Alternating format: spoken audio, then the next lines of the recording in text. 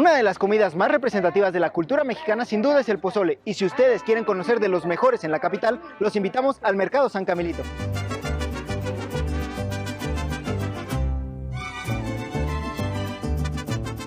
Entre la gran variedad de comida que se ofrece en el mercado, la especialidad es el pozole, y viene en presentación roja y blanca.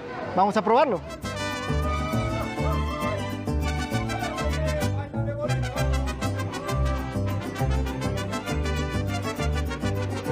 En este mes patrio, la gastronomía mexicana no puede faltar.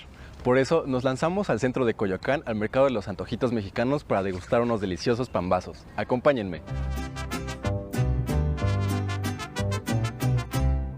En este lugar encontraremos pambazos de tinga, de pata, de pollo y en este caso de carne. Veamos cómo sabe.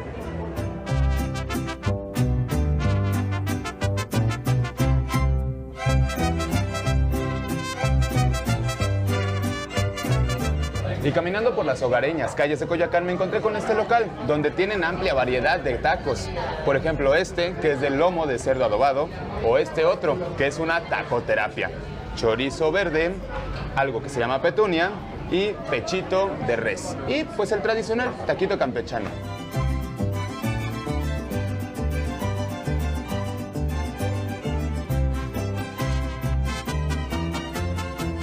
¿Por qué esos chiles solamente se preparan en esta temporada?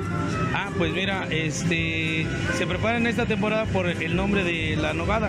El árbol se llama nogal y solo da las nueces entre octubre, septiembre y agosto, septiembre y octubre. Tiene pera, manzana, durazno, acitrón, piñones y la carne de cerdo y de res.